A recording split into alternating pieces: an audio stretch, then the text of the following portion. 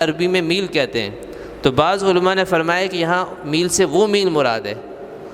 تو اس سے آپ اندازہ لگائیں کہ سورج کتنا قریب ہوگا انسان کے، اور فرمایا کہ اس سے بچنے کی ایک ہی جگہ ہوگی کہ اللہ تعالیٰ کا عرش کا سایہ ہوگا، تو اللہ تعالیٰ اپنے عرش کے سائے میں کچھ خوش قسمت لوگوں کو جگہ دیں گے، لیکن باقی ساری انسانیت، سارے ایمان والے وہ پریشان ہوں گے، انتہائی غم کا شکار ہوں گے، تو کہیں گے چلو چلتے ہیں کسی نبی سے سفارش کرواتے ہیں، سارے کے سارے حضرت آدم علیہ السلام کے پاس آئیں گے، حضرت آدم علیہ السلام سے سارے ایمان والے درخواست کریں گے کہ آپ تو پہلے نبی ہیں، ہمارے لیے سفارش کریں کہ ہمیں اس سے نجات عطا فرما دے اللہ تعالیٰ۔ آدم علیہ السلام عذر پیش کریں گے کہ میں سفارش نہیں کر سکتا، کیونکہ میں نے تو وہ پھل کھا لیا تھا، وہ درخت سے کھا لیا تھا اس کا پھل جس کو مجھے منع کیا گیا تھا جنت میں، تو مجھ سے تو یہ غلطی ہو گئی ہے، اس لیے میں اس کا اہل نہیں ہوں۔ جاؤ دوسرے جو ابو الانبیاء ہیں حضرت نوح علیہ السلام، ان کے پاس جاؤ، تو ساری انسانیت، سارے ایمان والے حضرت نوح علیہ السلام کے پاس آئیں گے اور ان سے درخواست کریں گے کہ ہمارے لیے سفارش کریں کہ اللہ تعالیٰ ہمیں اس سے نجات دے، اس گرمی سے بچائے۔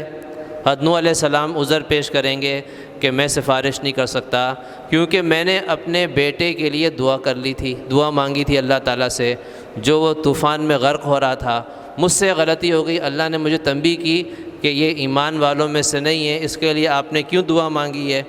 اس لیے مجھ سے غلطی ہو گئی، لہذا میں اس قابل نہیں کہ میں تمہاری سفارش کر سکوں۔ جاؤ حضرت ابراہیم علیہ السلام کے پاس، وہ اللہ کے خلیل ہیں، تو ساری انسانیت حضرت ابراہیم علیہ السلام کے پاس آئے گی، ان سے کہے گی ہمارے لیے سفارش کریں۔ حضرت ابراہیم علیہ السلام کہیں گے کہ مجھ سے بھی غلطی ہوئی ہے، میں نے 3 خلاف واقع باتیں کہی تھیں، لہذا مجھ سے غلطی ہوئی۔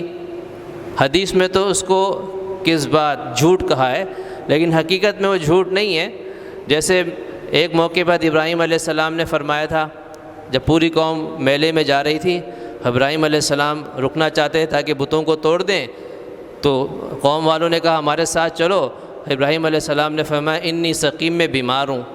حقیقت میں تو بیماری نہیں تھی، لیکن مقصد یہ تھا کہ میں اس بت پرستی کو دیکھ کر میری طبیعت اکتائی ہوئی ہے، اس لحاظ سے روحانی طور پہ بیمار ہوں۔ اور پھر جب قوم واپس آ گئی، اس نے دیکھا سارے بت ٹوٹے ہوئے ہیں،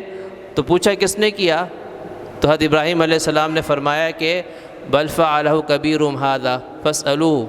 کہ جن کا بڑا ہے، جس کے کندھے پر کلہاڑی ہے، اسی سے پوچھو، اس نے کیا۔ تو حقیقت میں جھوٹ نہیں تھا، اس کو توریہ کہا جاتا ہے۔ ایسے ہی ایک موقع پر بادشاہ حضرت ابراہیم علیہ السلام اپنی زوجہ کے ساتھ جا رہے تھے، تو ایک ظالم بادشاہ کی حکومت وہاں شروع ہوتی تھی، اس کے ملک میں آ گئے، تو اس کا یہ دستور تھا کہ کوئی شخص بھی اپنی بیوی کے ساتھ جا رہا ہوتا تو وہ شوہر کو قتل کر کے بیوی کو اپنے قبضے میں لے لیتا تھا۔ اس کے کارندے آئے، حضرت ابراہیم علیہ السلام سے پوچھا ہے کون ہے، تو ابراہیم علیہ السلام نے کہا کہ میری بہن ہے، تو چھوڑ دیا۔ تو اگر وہ کہتے کہ بیوی ہے تو ابراہیم علیہ السلام کو قتل کر کے ابراہیم علیہ السلام کی بیوی پہ قبضہ کر لیتے۔ تو حقیقت میں جھوٹ نہیں تھا،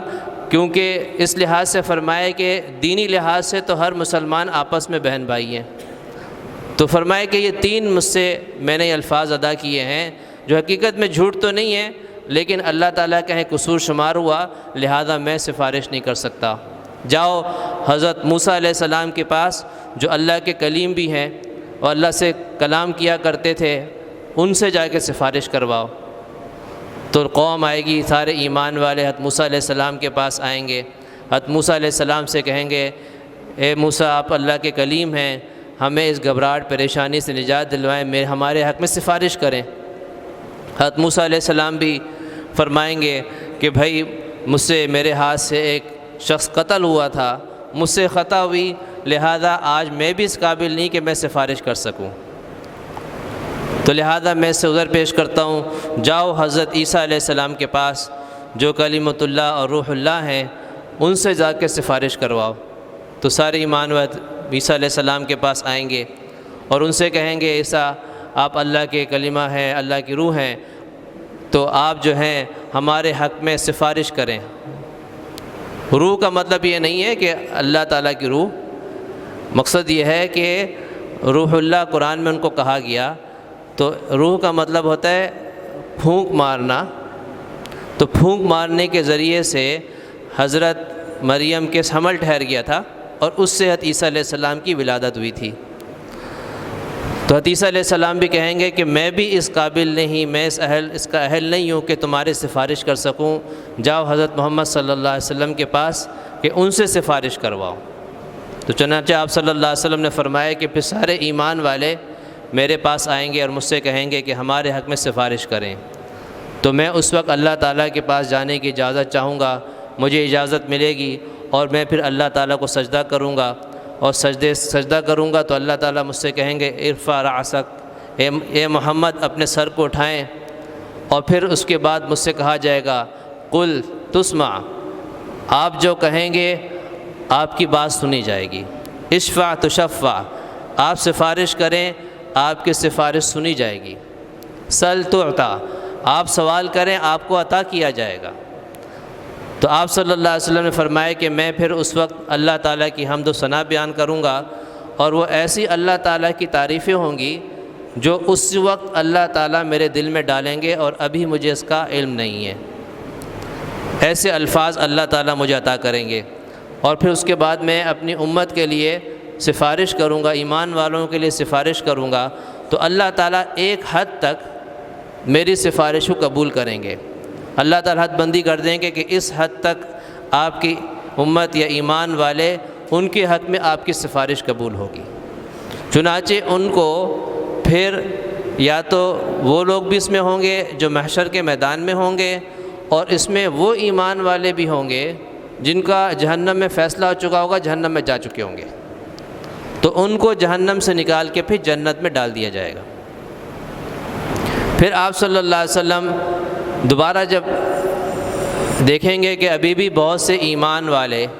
ان کے حق میں میری سفارش قبول نہیں ہوئی ہے، تو میں دوبارہ اجازت چاہوں گا، پھر دوبارہ اللہ تعالیٰ کو سجدہ کروں گا، اور جتنا اللہ تعالیٰ چاہے گا اتنا لمبا میرا سجدہ ہوگا۔ پھر مجھ سے اللہ تعالیٰ فرمائے گا کہ یا محمد ارفع رأسک، اپنے سر کو اٹھائیں، وہ پھر وہی بات ہوگی کہ اللہ تعالیٰ فرمائیں گے سفارش کریں آپ کی سفارش قبول کی جائے گی، آپ مانگیں آپ کو دیا جائے گا۔ تو پھر میں دوبارہ اللہ تعالیٰ کے سامنے اللہ تعالیٰ کی حمد ثنا بیان کروں گا، اور وہ ایسے کلمات ہوں گے جو مجھے ابھی نہیں پتہ، اسی وقت اللہ تعالیٰ مجھے سکھائے گا، اور اس کے بعد میں پھر دوبارہ سفارش کروں گا، تو اللہ تعالیٰ پھر ایک حد تک میری سفارش کو قبول کریں گے کہ یہ وہ لوگ ہوں گے کہ جن کے حق میں میری سفارش قبول ہوگی، اور ان کو بھی جہنم سے نکال کے جنت میں ڈال دیا جائے گا۔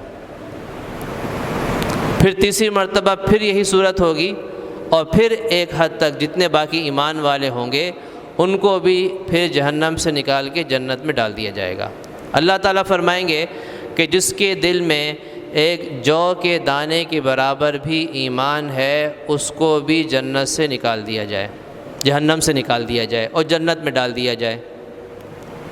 دوسری مرتبہ میں اللہ تعالیٰ فرمائیں گے جس کے دل میں رائی کے دانے کے برابر بھی ایمان ہے اس کو بھی جہنم سے نکال کے جنت میں ڈال دیا جائے۔ پھر اللہ تعالیٰ تیسری مرتبہ فرمائیں گے جس کے دل میں چھوٹے سے چھوٹی رائی کے دانے کے برابر بھی ایمان ہے اس کو بھی جہنم سے نکال کے جنت میں ڈال دیا جائے۔ پھر آپ صلی اللہ علیہ وسلم سفارش کریں گے تو اللہ تعالیٰ فرمائیں گے کہ جس نے ایک مرتبہ بھی صدق کے دل سے اخلاص کے ساتھ میرا کلمہ لا الہ الا اللہ پڑھا ہے اس کو بھی جہنم سے نکال کے جنت میں ڈال دیا جائے۔ پھر فرمائے کہ جہنم میں